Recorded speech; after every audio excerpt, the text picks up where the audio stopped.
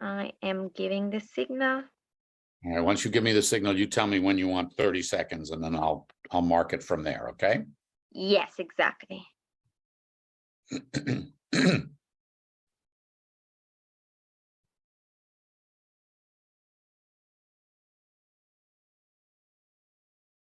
We are live, starting from now.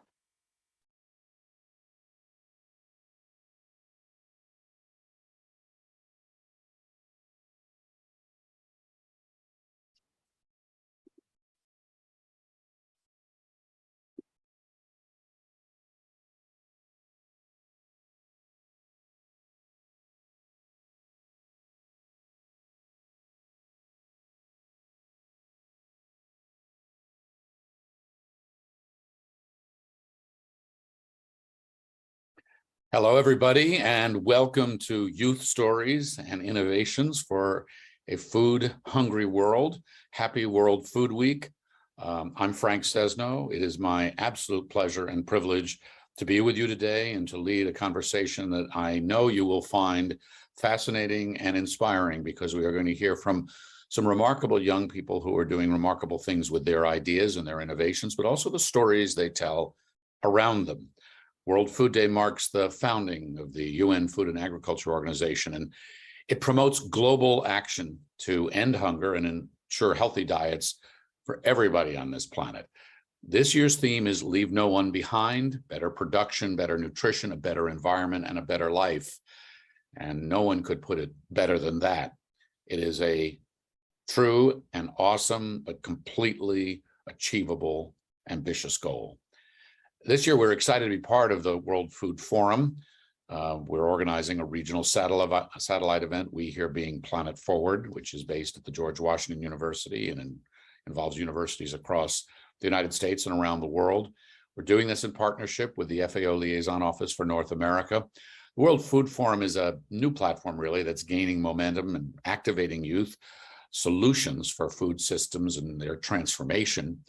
And Planet Forward, which has collaborated with FAO for several years now, really engages students in how they tell their stories, how they share that information, how they inform, inspire, organize, mobilize others to be aware and to act. We've in the past been able to go with FAO and to FAO in Rome for our students to report what they see here from that amazing city during the Committee on World Food Security meetings. So this is one of several events taking place from all regions of the world as part of the World Food Forum to mobilize youth action. We're going to highlight different perspectives here that youth are taking, as I said, through innovation, research, and storytelling. And so I'd like to introduce you to our wonderful panelists, starting with Candace Kendo Clark. She is a PhD student at Tuskegee University, the famous and wonderful Tuskegee. Hi, Kendo, how are you? I'm good, Frank. I'm great. How are you today? I'm great. So you are a sustainable food resource specialist. You focus on sustainable development in the Black Belt and the diaspora. You're the founder of Farm Plug, which is sort of an intergenerational initiative, right, to connect ag and the culture. So what got you in this? Man, food is really my life. Ag is life at this point. Before I really understood what food meant to me, I grew up, on the south side of Chicago, and I got to see my grandfather, who didn't have more than a 5th grade education, and, paying homage to the ancestors. He wound up owning his house and the lot next to it, and he had aquaponics and koi fish. So food has always been a part of my life. It's been a part of the way that my family is gathered and showed love. So that's how I became the Farm Plug. It's really a bunch of my experiences as a Black woman all over the world. It's awesome. So that's the food and the stories and the inspiration and the innovation. So we're going to come back on that. Our next panelist to join us is Marie-Ève Dallaire Lamontagne. She's an agronomist and a PhD student in animal sciences at Laval University in Quebec, the wonderful Canada, and she's co-founder of INSCOT. Hi, Marie-Ève. Welcome to you. Thanks for joining. Hi. What is INSCOT? So INSCOT is an entrepreneurial project who aims to improve the sustainability of our agri-food production system by using the potential of edible insects, so black soldier fly larvae, for a better management of the food waste coming from the farm and to create new alternative ecological ingredient to feed livestock. So I just want to make sure I heard that right. I think I heard edible insects, right? Yes, that's right, but edible insect to feed the animals, not Feed the the humans. animals. Okay, great. Well, that's an amazing innovation and an idea, and you've done amazing things with it, and you've been recognized for that. So we'll talk some more about that. We're also joined. Our third panelist is Mariah Gladstone. She is a Blackfeet ecologist. She says she's masquerading as a chef. She's not masquerading as founder of Indigit Kitchen. So Mariah, welcome to you. Hello, so good to be here. Tell everybody a little bit about Indigit Kitchen and what that is. Yeah, Indigit Kitchen is an online platform dedicated to revitalizing Indigenous food systems by reconnecting people with Indigenous food knowledge. And you're doing that how? I make videos, I do cooking classes online. Right now, I'm very lucky to be in Rome at the World Food Forum. So I am also cooking and sharing Indigenous recipes in person, and am able to showcase Indigenous knowledge with that platform. So part of the storytelling. Okay, you told us you're in Rome. Let me come back to Kendo and to Marieva, just so that everybody knows, where are you speaking to us from, coming to us from? Kendo, where are you right now? Oh, I'm coming from the illustrious Tuskegee University, home of the George Washington Carver in Booker T. Washington. And you've been a student there for a few years, so you know it well and you know the region well. Yes, definitely. In the heart of I'm calling it the heart of the Black Belt, right next door to Montgomery, which is the birthplace of the Civil Rights Movement. It's really impossible to talk about food and sustainability without talking about George Washington Carver. So I'm here and I'm representing with all of the love that I can muster up, for sure. I'm just going to ask you this because we have a global audience and not everybody might know who George Washington Carver is. So you want to give a line or two about his biography so everyone appreciates what you appreciate? For sure. So if you've heard of more than 300 innovations with the peanut, the father of crop rotation and rotational grazing, George Washington Carver is basically the man who saved the South when all of the farmers in the South had depleted the soil from cotton, from slavery and things like that. He came in with his innovations of just really walking outside and using little to no resources, and he managed to create so many innovations, not even just with the peanut, but also with soybeans and sweet potatoes. Awesome. Marie-Ève, where are you and where are you coming to us from? Yeah, so I'm talking from Quebec City in Quebec, Canada. So I'm living near Laval University where I study. So it's a beautiful university with an agronomy program. So it's a good place to learn how to develop new innovation for our sector. Okay, let's dive into what each of you is working on and get a better sense of what the particulars are. I will invite our audience to post questions and we'll get to those in a little bit when we open it up. Mariah, let me start with you. Tell us, you gave us a little bit of a sense about Indigit Kitchen, but come back on that a little bit more and let's explain what it is, what you're trying to accomplish with it. Indigit Kitchen was really started because of the epidemic of diet-related illnesses in Indian country.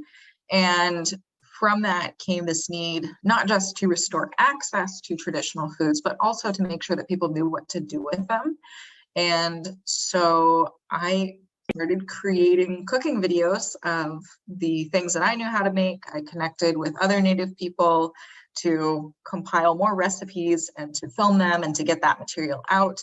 And then along the way, I have started doing other projects, including recipe development for Native producers to help them showcase their products. I have worked on contract work, like creating a toolkit for food service directors to incorporate more Native foods into their school lunch program. And sometimes I do catering gigs on rare occasions. Who's the intended audience for this? Are you trying to speak with indigenous communities? Are you trying to speak broadly to the sort of broad population across the country, globally? Who are you trying to engage? Yeah, I think my target audience has been Indigenous people, but there is definitely a recognition by folks outside of Indigenous communities that Indigenous knowledge has a lot of tools to help restore sustainable agriculture. And so I think also that people recognizing the plants and animals and history and gifts of the landscape create a within themselves more recognition that they need to take care of it as well. And so that idea of reciprocity can help everyone, not just Indigenous folks. And so through Indigikitchen, Kitchen, what you're doing is you're sharing Indigenous food systems and obviously recipes. Is this primarily to to re-inspire healthful eating and to remind Indigenous communities what they've got and how they can use it? I mean, what do you want to achieve through this initiative? Yeah, I think that just having access to recipes can be really challenging for a lot of folks in our community, especially if we did not grow up reading cookbooks. It can be challenging to start Googling all of the terminology in recipe books. And so I set out to make some of that information Googleable, but also to recognize that Indigenous recipes can use traditional ingredients, but can also be done in the modern kitchen. We are people of the 21st century, and we have always used the tools that we have access to. And we have learned how to recognize ancestral wisdom with our food systems while also making things relevant to ourselves today. Love the connection that you mentioned too, between sort of some of these Indigenous traditions and regenerative agriculture, sustainable agriculture. And I want to come back to that in a minute. But before I go on to Kendo and Mariev, I have to ask you, since you talked about recipes, and since you're talking about Indigenous foods and systems, do you have a favorite recipe or a particular ingredient that to you is just the key ingredient? I often say that my favorite recipe to make is bison and butternut squash lasagna. And one, it's because I'm a sucker for lasagna.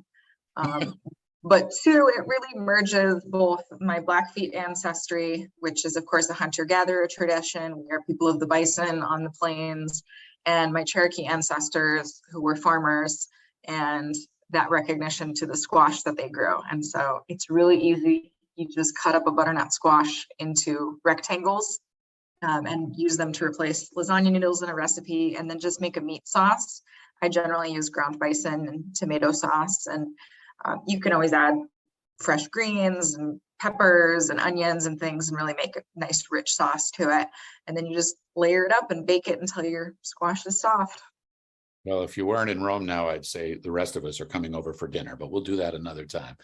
Kendo, I want to come over to you for you to talk a little bit about what you're working on and your focus on Black culture and food. For sure, Frank. So that's where the farm plug came from. So it's really just a way of life and a movement. Farm plug, right? I just want to make sure everybody knows the name. Farm plug. Okay. Yeah, the farm plug, exactly. So for Black Americans, the plug is like, it's colloquial for the person who has, the lights went up, energy saving. For the person who has, the resources, right? They're the person who, whatever you need, if you need food, water, grocery, anything that you're looking for in your community, the plug is the person who has it, right? And so I had to figure out ways to make agriculture more attractive for my peers, right? Because for us, as young Black people in the United States, agriculture and food cultivation has very traumatic undertones, right? And so we can't engage that industry without first acknowledging the healing that's necessary. But at the same time, it's also such a beautiful opportunity for not only healing, but entrepreneurship, for community building, all of the things that I know that my community really needs and thrives on and has always thrived on. So like the basic pillars of Farm Plug are educate, thrive, and connect. And educate is inspired from George Washington Carver, to follow your curiosity, to dream big and let your imagination lead you. Thrive is inspired by Fannie Lou Hamer, right? The freedom farmer of the Mississippi Delta, who took three pigs and ended up with a housing development, a housing cooperative to support over 150 people. And then the connect is inspired by the one and only Booker T. Washington and what he was able to do here at Tuskegee University. It was a school built by slaves, built by freed people, and we taught each other. To this day, the trade, the head, heart, and the hands is what guides us. So I channel that energy in events that I throw. I've popped up at block parties. I used to work at summer camps, bringing all of that energy when I bounce around. So if I had to make it short, Farm Plug is really a way of life. It's a movement for Black-led, land-based healing and career development, ultimately. Well, after we have a dinner with Mariah, we're coming over to you and I want you to talk a little bit more, because I know that part of what Farm Plug tries to do is to connect farmers and people of color. And I'm wondering, how do you do that? And why do you feel that connection is so important at this time? For sure. So I'm doing that in a couple of ways. So one of the most exciting ways is I'm actually about to come out with a coloring book and journal. And the tagline is, I went to grad school, so you don't have to. But it's like an A to Z book that explains food and environmental justice using very, very basic principles, so that people can get a hold on this conversation and all of this discourse going back and forth. Another thing that I do is I have events, right, which is something like Croptober, where I bring Black farmers and Black people and Black music and all of our culture and our vendors and our marketplace energy, and we all come together on Black land and we celebrate. I'm also on a board of a group called Nature's Garden for Victory and Peace, and this weekend we're actually having our annual Healing Arts in Nature Festival, where we'll be doing the same thing, bringing Black landowners. It's family and friends open, right? So it's a family event where anyone from Macon County, anyone from anywhere can really come and get, a real conversation with a farmer. Because in America, the average farmer is 55, but for Black Americans, the average farmer is 65. So that's a lot of knowledge. That's a lot of history. That's a lot of, civic engagement and real life lessons from the front lines that we have access to. And by using land and food and music and culture, Farm Plug likes to bring all of these people together so we can navigate and have communications around what freedom looks like for us. And how are you doing engaging young people if we've got such an age gap, right, on the farm, especially on the Black farm? How you doing at getting young Black people engaged in this conversation and maybe in agriculture? So it's a couple of ways, right? One is definitely entrepreneurship. I don't care what anybody says. Young people love to hustle. They want to make their own money and they want to be respected. They want to earn their keep, right? And so I definitely use agriculture as a way to support and educate around what generational wealth looks like. It's a big conversation in our community. So the moment people find out like, oh, not only can I eat good, but I can also make money from doing this. Yeah, I think I'm interested in that.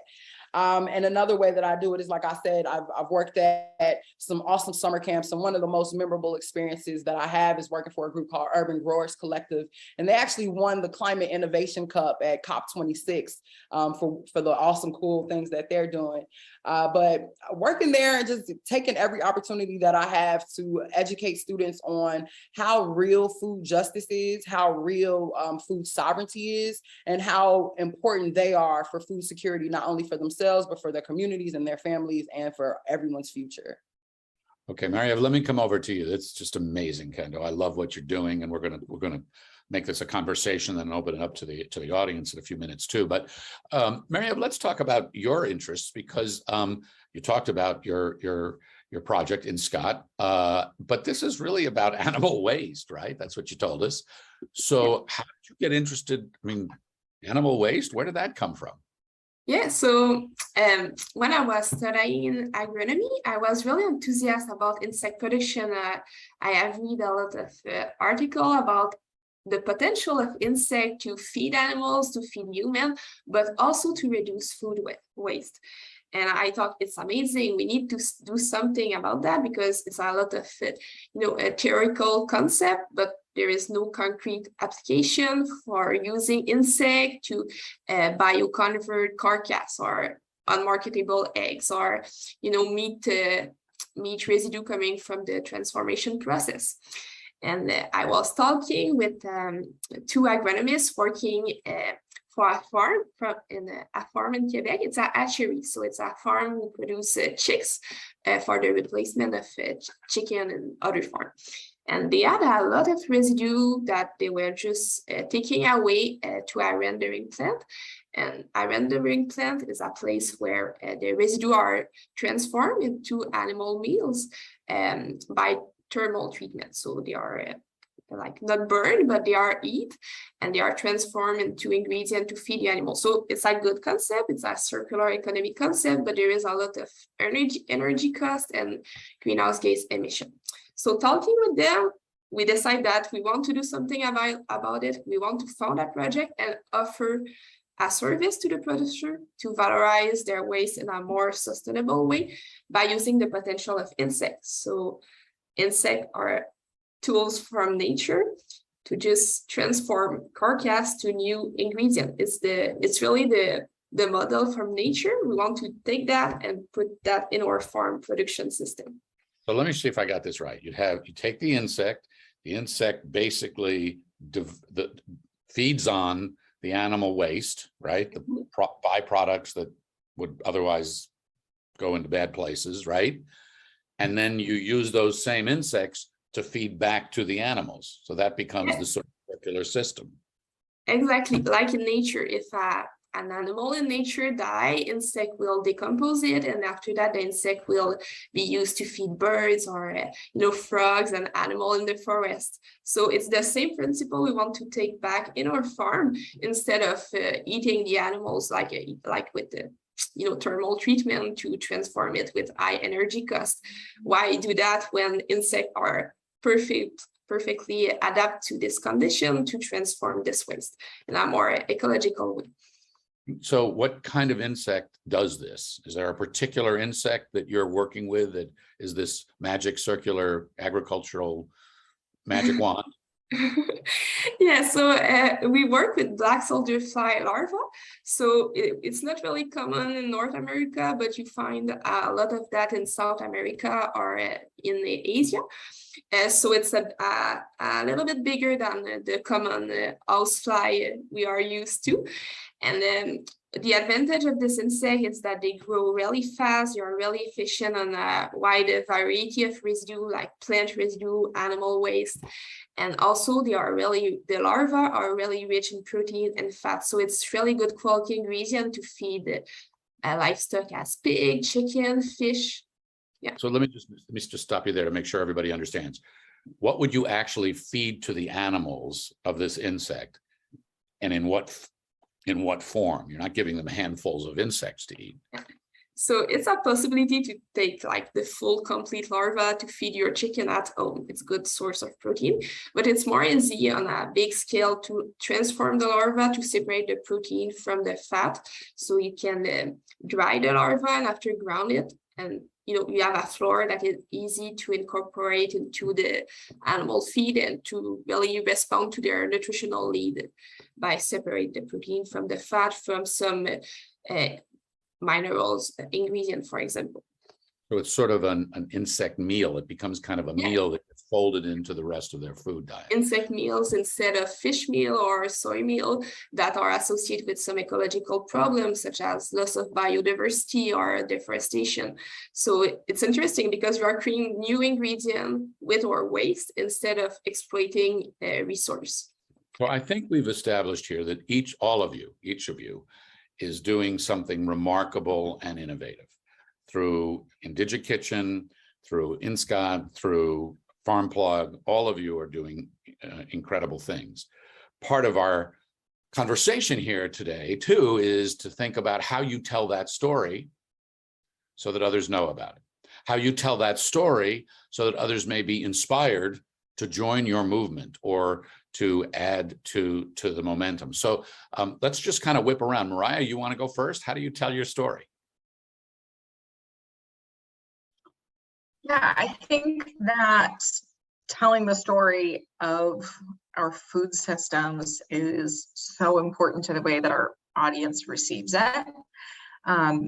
There is so much more to be gained by explaining why we're doing what we're doing before we even get into what it is that we do. And I think, I ground my work in the land back home on the Blackfeet Reservation in Montana, just next to the Rocky Mountains, the backbone of the world, and just south of the Medicine Line or the Canadian border. And I think about what led me into this work, which is, of course, being back home from summer break and wanting a snack and not having a car and being 40 miles from the nearest grocery store and really understanding what it means to live in a place without access to grocery stores. And while that's defined as a food desert, that doesn't really define our actual proximity to food, because there was plenty of food outside. And when I started understanding a bit more about the native plants that my people have eaten, how to cook them, how to use them, and also what to do with the pile of moose meat in our chest freezer, I really started to, one, have a great time cooking, but two, want to share that information as well with folks that were in my community or folks in similar situations that had been told that we had very little access to food, but in a place where my ancestors had been feeding themselves delicious and nutritious food for thousands of years. So that's part of my story. Tell that story by explaining why and then what, and how does your audience respond? I mean, I think food is a great vehicle through which to talk about a lot of other issues. We can talk about socioeconomic conditions that have imposed supermarket redlining in our communities. We can talk about food apartheid and the damage that actual policy decisions have made and the reasons why our access has been disrupted. We can talk about very intentional work by colonial governments to destroy Indigenous people's food systems, to take away our ability to feed ourselves so that we would be dependent on government food systems, subsidized rations, and things of that sort. But we can do it while eating delicious food and figuring out remedies for all of these things as well. Kendo, how do you tell your story? I do it in two ways, Frank. First, I show up. And when I say I show up as myself, right? Green hair, big earrings, my copper earrings, lip gloss popping. I show up as myself fully with all of my experiences.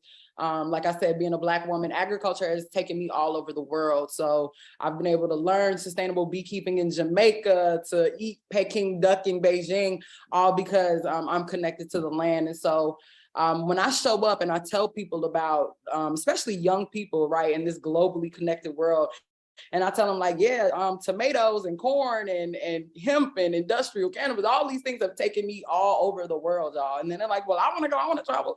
And so they get to asking me questions. But the second way I do it, Frank, is by flipping the script. I ask them questions, right? Because I think we're under the impression, or maybe not this group of people here, but a lot of people think that the youth don't know what's going on, or that they're just floating around waiting for their turn to take on all these responsibilities. And I don't believe that at all, right? Especially being from a place like Chicago, where we had people like, Mark Clark and Fred Hampton, who was a phenomenal Black Panther, spoke a lot about food insecurity and food justice on the west side of Chicago, and was only 22 or 23 when he passed. that light is gonna keep taking me out. But those are the two ways that I do it, Frank. I ask questions and I show up fully as myself, because ultimately it's about engagement, right? And I have this game that I play with young people everywhere, where I ask, like, well, what do you want to be when you grow up? And I bet you that I can connect it back to agriculture. I bet you I can connect it back to climate change. I bet you, and that's what I call it myself, like, I bet you. And I just keep asking them questions that helps them realize how intertwined their life is with food justice and food policy. So when you're doing this, do you have an objective, right? You're clearly engaging them, but do you want to get them to change their behaviors, to become farmers, to join your movement? What's your desired outcome for your story? Ultimately, I think I want everybody to be a plug. I want us all to be the ultimate plug. I want us to look at each other in our community as the natural resource. So when we talk about natural resources, a lot of times we think about land and mines and coal and corn and all these things, but I think people are the most natural resource that we have, right? We communicate with each other. We're a communal species. We need each other, especially Black communities and Black culture. We thrive on interconnectedness. So ultimately, I want to make agriculture sexy again, of course, and I want to connect ag and the culture, but I want to do it in a way that allows people to, I'm a big pleasure activist by Adrienne Marie Brown, if you all are familiar. It's a book, definitely recommend it.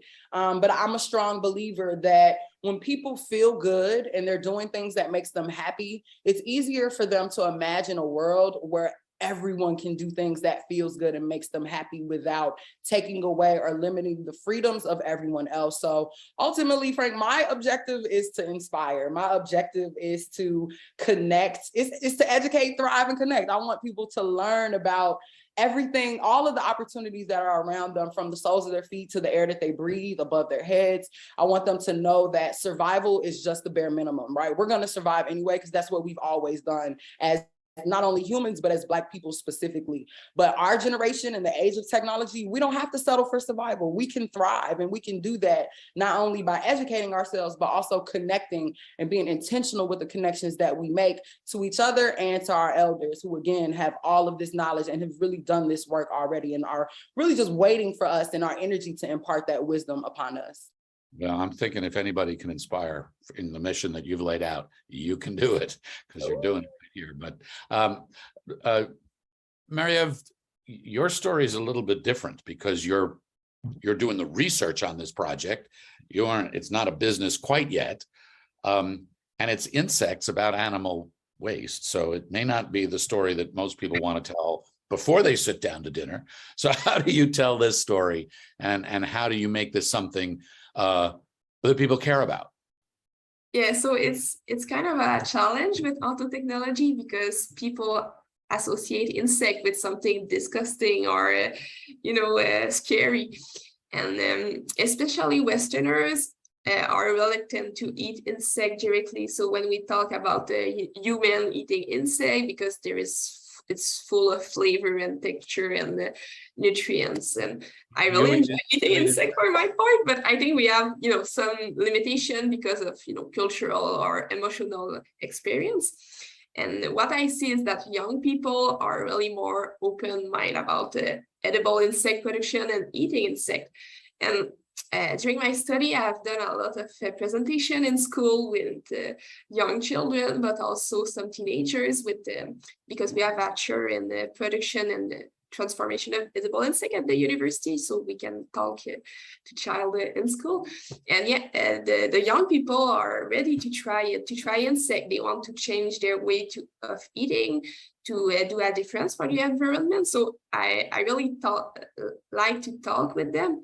And with the older people, I think you really have to present them the option to feed animal with insect. So if they don't want to change their food habit, and it's okay, because it's okay to enjoy your food and have good experience, they can think about the way their food is produced. So what is the feed their animals they are eating or receiving? Like, you can eat a chicken feed with soy, or you can eat a chicken feed with insect coming from waste.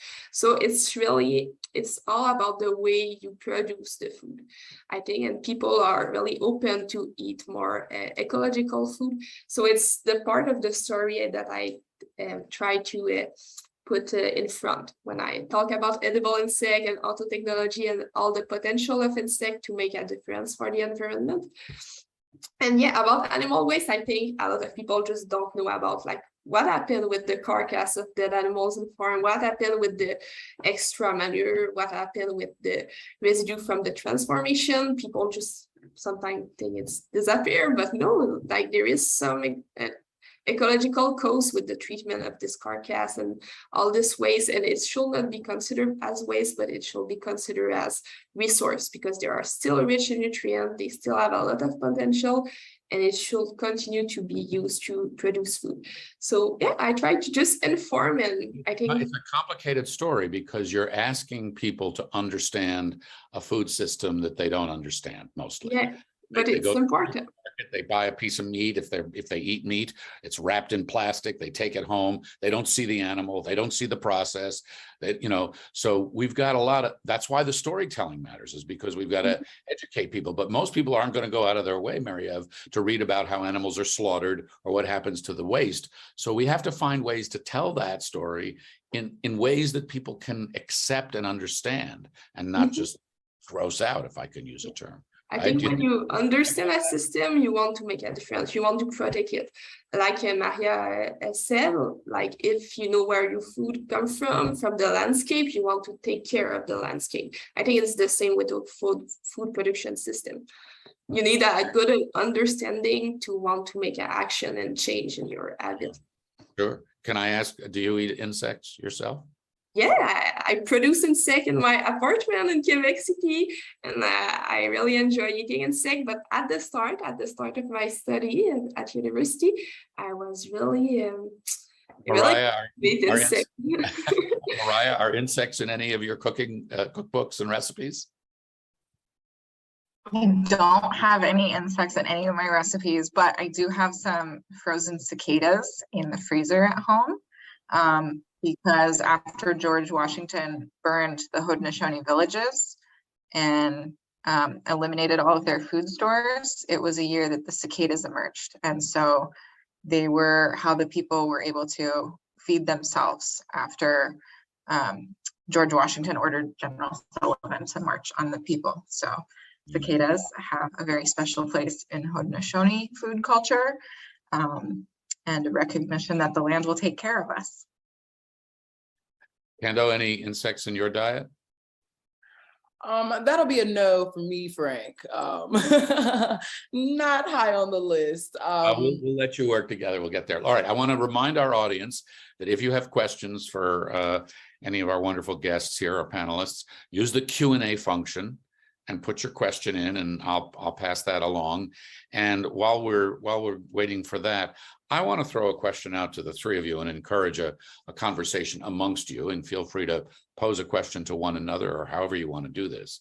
But it's sort of going global on this issue a little bit. You know, we talked at the outset of this thing about how the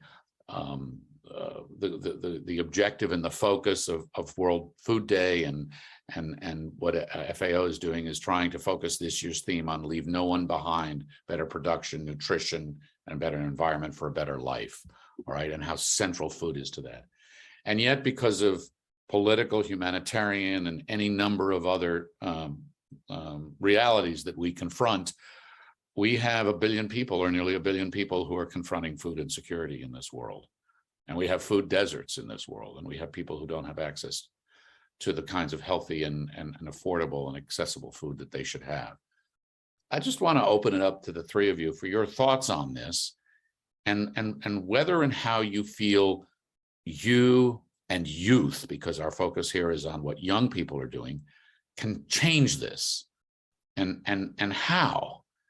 You're each doing something very important, and you're doing something in your own sphere. You're also reaching out. So maybe, Mariah, you want to go first? You're in Rome now, so you might have the most kind of global perspective on this right now because of where you are. Yeah, I mean, I think that there is a tremendous interest by youth to participate in agricultural systems. I am really lucky that I've been able to work with Indigenous youth through the Intertribal Agricultural Council and the phenomenal organizations or summits that they have around the United States. And there is a lot of interest by young people, not just in becoming farmers and ranchers and food producers, but also recognizing that food systems are multifaceted and require chefs, they require lawyers that work in these systems of food knowledge. I have been on Capitol Hill in Washington, D.C. and lobbied senators and congressmen and was in the White House lobbying for the last farm bill. But I also remember our elders, you know, we had elected tribal leaders in the White House for a meeting, and they sat down and they listened to the tribal leaders speak. And then this representative from the White House was trying to leave the room. And one of our elders, I remember, said, we brought our youth here, like, in our way, you need to listen to our youth. And we're like, we will all step aside. None of the other tribal leaders will speak, but we need to hear from our youth. And they let the young people speak, and they trusted the young people to explain what our needs were, what we were asking for in the Farm Bill. And I think that that is really the way for some of these global leaders to essentially walk the talk and prove that the young people are the leaders of the future, and they can do that by letting folks lead today. Other thoughts from Kendo or Mariette? I think young people will have to learn how to be more resilient with the climate change, because when we will get older, I think all the the climatic condition or the resource we have access for agriculture will be more limited. So we will have to adapt to this situation, and I think the work really starts now. We can start the change for the moment, so we will be ready when that happens. It's already happening, but it will just continue the climate change.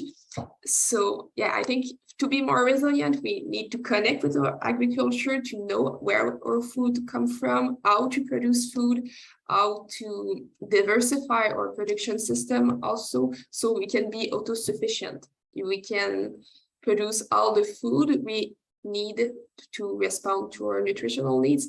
And yet, it's important to start learn at a young age how to produce food, how to be resilient, and how we can make a difference, so we will be ready. Kendo, anything you want to throw in? Yeah, man, I consider myself an Afrofuturist of sorts, right? So I am really big on looking to the past, practicing the principle of Sankofa, looking to the past in order to figure out what works in order to move forward. And I think what the youth really need is support from us, right? Because they are from one another. Is that what you're saying? Of course from one another, but I think from us, right? I'm a millennial, right? So Generation Z needs support from me as a millennial to be able to, carve out these spaces for their wild ideas to be, to be heard, and to be uplifted and amplified. I think that, to be born, and know how to work a cell phone, right? To be born and, have a computer in the palm of your hand and know what that is, and to be in the metaverse and know how to matriculate in it around 3, 4, and 5 years old. I mean, we have young people that know how to code. We're talking about building augmented realities where reality is layered on top of digital. And so I think we have to, I think really the challenge is for us as the grownups of the world, right? To get the limitations and experiences that we have experienced and, the boundaries imposed on us by adulting in this age or whatever. I think we need to move out of the way. And I think we need to inspire young people to dream bigger, because in a world where Like you said, Frank, it's over 1 billion people are hungry, but we still blasting off into space. You know, they're selling tickets on Virgin Galactic for $250,000. So if you can afford it, you can touch the moon. And, you know, and I think it's also very important that we're intentional about being honest about capitalism, being honest about hyper consumerism, and being honest about anti-Blackness and the way that these discriminatory policies really trickle down and impact us all over the world. And I think until we're honest about these things, that we're doing a disservice to young people that are coming up and facing very real challenges from, you know, from these discriminations that have shaped the reality that we're all forced to deal with today. I have several, I mean, I think you all make incredibly good points, and there is and we see this through the Planet Forward project, there is a capacity now too that young people have to amplify their voices that no other generation has ever had. No other generation has been able to connect like this quick, has been able to connect globally like this, right? So the potential, the power is there. How it gets used and how it gets translated and how it gets implemented is the big question. So, okay, well, speaking of questions, we got lots of them from the audience. So, oh, did you want to say something, Kendall? I see your hand up. Yeah, it was just making me think about Xenon, Girl of the 21st Century. I know some of us might remember that, but like growing up seeing like Raven on TV, wear little braided pigtails and a spaceship on outer space with her friend, like that was super cool. And to think about things like the International Space Station, like this is real. The things that we're seeing on TV are so real. So, you know, we don't like media sometimes, but hey, it has the potential to really like to catalyze imagination. And I think that's something that we should not shy away from. I totally agree. Okay, great questions. I got one for you, Kendo, from Bon. When and where can we buy your book? Oh, wow, that's called Pressure, and he applied it. It is not out yet, but I am on the internet everywhere as Farm Plug. So if you type in Farm Plug or Kendo the Farm Plug, it'll be me popping up, and click that. And as soon as it drops, you all will be the first to know. So thank you for that. So while we're at it, Mariah, where can people buy your book? I have no book, but people can get plenty of recipes for free online at a DigiKitchen. And then I'm planning on working on a children's cookbook when I go into winter hibernation mode. It's still hunting season. Go to DigiKitchen for your recipes, and they can download. They can see and download. Okay. All right. Let's go to some other questions here. Some good ones. And I think this is a very interesting one, also from Bon, actually. Question for any of the panelists: how can we encourage more connection to our food systems within urban communities? And Kendo, I know you talked about being a kid from Chicago, so you know urban communities. You want to go first on this one? Yeah. So I mean, it's kind of interesting, right? Because, you know, I grew up on the South Side, but the East Side to be specific. So I think that Chicago was one of the more greener cities. We have a lot of parks that are sponsored by the city through Chicago Park District, and they do a lot to get kids outside. So, but that's something that I would definitely say is to look at your community and figure out some ways that you can keep your community green. Because we know about heat islands and things like that. People like Malcolm X, since, you know, the 70s and the 60s, been talking about, you know, the conditions in the quote unquote hood and things like that. So I think there's plenty to advocate and move around when it comes to like policy and getting more green spaces in our communities and gaining more access to those communities. But I think that, you know, my advisor has this quote where he says, everyone's first occupation when they're born is an ecologist. So everyone is running around. When you're figuring out how to walk, you're crawling, you're touching things, you're tasting, you're engaging your senses, right? And I think that even in the city, it's always an opportunity to engage your senses, right? And if you get opportunities to get out of the city or to find a quiet little peaceful place in the city to engage your senses there, right? And then imagine, feel the difference in how you feel, practice that meditation and figure out what it really feels like. What is the difference in the air quality that you're breathing closer to the train versus in your room at the dinner table or something like that? So I would say definitely look for sensory experiences. I'm always a proponent for going out to eat and trying different foods, because culture is the best way to travel if you can't afford it like me. Those taste buds can take you anywhere that you want to go. And anyone who's serving you good food from their heart definitely wants you to know about their culture too. So you'd be surprised at the type of relationships and the type of experiences you can get just from asking questions of your waiter or of your restaurant owner and things like that, especially in urban places. Let me turn to Mariah. And Maria, have anything you'd add to this question about how to get people in urban communities more connected to the food systems? I think, everyone needs food. So I think everyone can have this connection with agriculture and food production systems. So we need to create opportunity for people to try agriculture at home or at school with some community garden or with some school project that can initiate kids with the agriculture, so they can create this connection, know where their food is coming from. And yeah, I think we need to create new opportunity like that. I'd say wherever you are, wherever you go, find a plant app for your phone. Step outside your hotel room, your apartment building, wherever, and do some plant IDs on some plants. Learn about some of the local plants. Some of them you may find out are edible. I was just down in Tucson, and so I got to walk around and I saw prickly pear and mesquite and agave all just like in the hotel parking lot. So lots of fun food stories right there. But also I think that learning the plants in your city, on your street, in urban areas too, helps you form that connection to space and place, and helps you feel more rooted and connected, and helps you recognize how many presents the earth is trying to give you. And then, if you take a branch off a pine tree to make tea or something, maybe you give something back and you bring it some water or some tobacco or something like that. So that's my recommendation. I have a great question here from Kyla, which brings us back to the storytelling theme we were on earlier. Kyla asks, how do we leverage our stories to demand awareness and direct action on the food crisis around the globe? So leveraging stories to get awareness and action.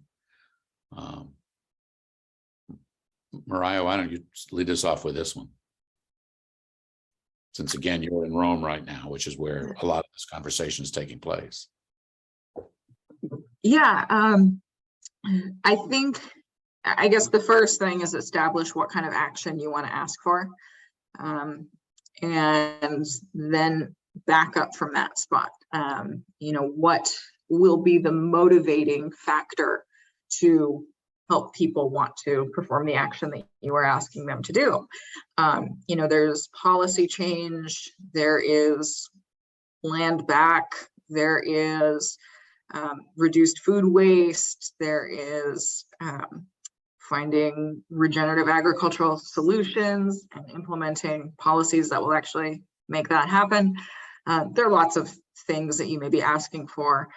And then I always think that it's helpful to connect that with a personal story, to connect it to your own experiences, because it is much easier for people to remember stories than it is for them to remember statistics.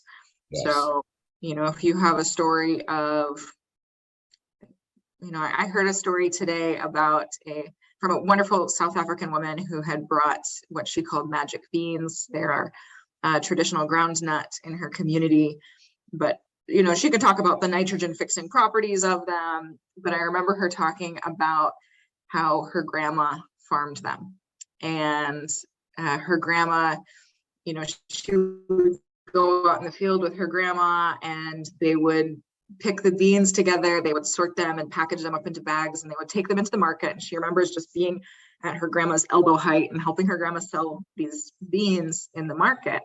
And she said that her grandma put her dad through medical school and her uncle through his doctorate. Just, and as women, they also get a bag of beans when they get married, because that is a sign of wealth. And so this is a food that had fallen out of fashion in South Africa, and she wanted to revitalize it. And so I heard that story today, and I can't remember the name of the beans, but I can tell you all of these other things about the beans. And I'm pretty sure I could backtrack and find the beans, because they have told me a whole bunch of fun, cool things, and also about a cool drought-resistant nitrogen fixing plant. And what you say is really important too, for people to know that this story, people remember stories, and they'll remember people often, probably mostly, before they'll remember stats and facts. I got a lot of other questions here, so I want to move on, and I'll pop them around because some of them are. This is a question for you, Marie-Ève, from Susanna. Her question is, how fast do insects eat the animal waste? It's really, really fast. It's always depend of the volume of insect you put on a carcass.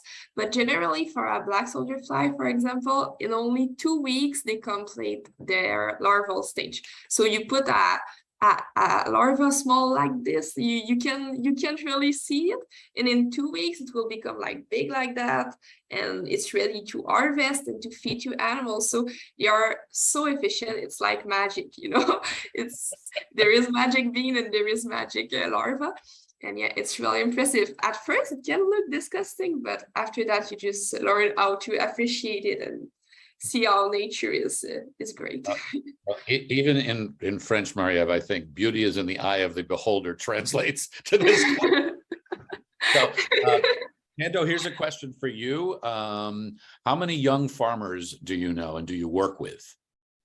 Oh, just give me a platform, okay? No, it's so many I can't even count, but there are some key groups that come to my mind that have some phenomenal fun. When I say like creme de la creme, I'm trying to practice my friends.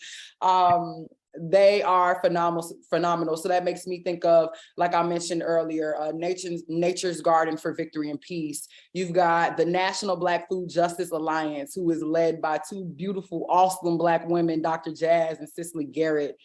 You've also got Acres of Ancestry, which is also going super hard. You got SAAFON, which is SAAFON, the Southeastern African American Farmer Organic Network.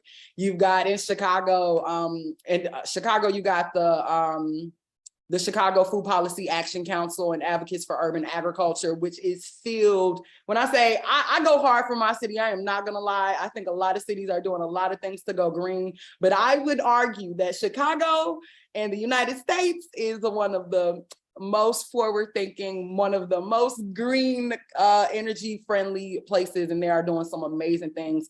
And especially for it to be Black-led and have, just the places of leadership that Black youth are in is amazing. Then you got up in Detroit, the Detroit Food Security Network, they going crazy. If you connect to any 1890 university or any HBCU, any historic Black college or university, we are filled with young Black, not only farmers, but aspiring farmers, people who understand the value and the dignity in earthwork and earth cultivation and working with your hands. And we are all over the place, but that is just a few that I would name. And even if you follow me on Instagram and just scroll through my followers, you'll see a lot of people that I work with. We actually just this past weekend just had the Black Urban Growers Summit in Atlanta. And it's like places you wouldn't imagine, like what are Black people in Boston? And I'm not even gonna lie, for a long time, it was hard for me to imagine Black people in Boston, but they are there and they do farm and they go really hard in their respective areas. So, being in these spaces, once you meet one of us, we'll all just start coming out the woodworks, I promise. So look at any of those people or groups or organizations I just mentioned, and I guarantee you will find yourself down the rabbit hole of not only beautiful Black people, but beautiful Black landowners, stewards, and cultivators, for sure. Love it, love it, love it. All right, we don't have much time, just a couple of minutes. I want to fold these last two questions together and then get each of you to answer as quickly as you can, maybe no more than a minute each, because we want to let everybody get on with their lives. And we've had a very, very fulsome discussion here this hour. So this question is from Noor. What's the biggest change that you think must happen for us to improve the agriculture sector, especially with farmers? And I'm going to pair that with this question from Maria. What's your message to skeptics, of those who don't think that these are urgent, important issues that need to be resolved and that you're addressing? So it's, what do you say to the skeptics? And you can do that in a breath or two. And then what do you think is the biggest change that needs to happen? And Maria, why don't you go first? Yeah, I think there is a real emergency with climate change, and we should be in the emergency to involve ourselves in our agriculture and to find new solution. And I think we have to be ambitious about the solution we propose. At the point we are, nothing is impossible. We just have to put the effort, put the energy, take the idea from young people and work to apply that. Great. Mariah, biggest change? What's your message to skeptics? Oh, my message to skeptics, or the thing I want to change? I want to stop using the term conventional agriculture and start saying destructive agriculture. Instead of making regenerative sound like that's the thing, let's just let's call out the new system that's not working for us. Because regenerative agriculture has been practiced on the land for much, much longer. And we can do it with new technologies, and we can recognize how to bring that those thoughts into the 21st century. And as was mentioned, it's very doable. But we need to change the language in which we're talking about it so that people realize the urgency at which this needs to be approached. Great. Kendo, bring us home. Well, my message to skeptics would be, don't believe me, just watch. You don't have to believe it. Again, we say this all the time. Science is not something you can believe in. It's fact. This is what we're seeing, is what we're experiencing. And we don't need people to believe what we're going through for us to know that it is what we are experiencing. And with that, that is the biggest change that we need in agriculture. We need more diverse faces, more diverse voices at the forefront. We need big agriculture and really all nations to embody an element of restorative justice, to be honest about, the role of discrimination all over the world and how it impacts the decisions that we make every single day, especially in the face of climate change. So, I would say the biggest change in ag is we need more farm plugs, Frank. Look, the lights went out. I'm done. That was it. We need more farm plugs, right? I think we need more of all of you.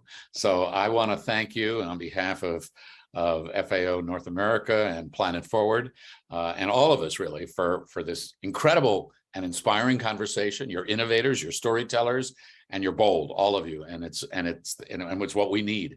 And it really helps kind of reinforce this year's theme, right? Leave no one behind, better production, better nutrition, better environment, a better life.